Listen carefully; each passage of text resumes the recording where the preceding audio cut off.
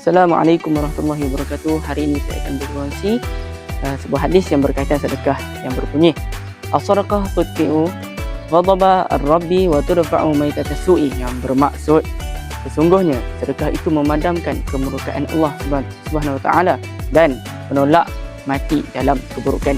Hadis riwayat At-Tirmizi.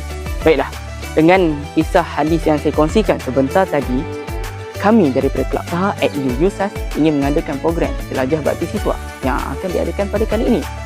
Sumbangan akan dibahagikan kepada golongan asnaf dan kelangsungan program. Sumbangan juga akan disalurkan kepada akaun Kelab Taha yang tertera di bawah.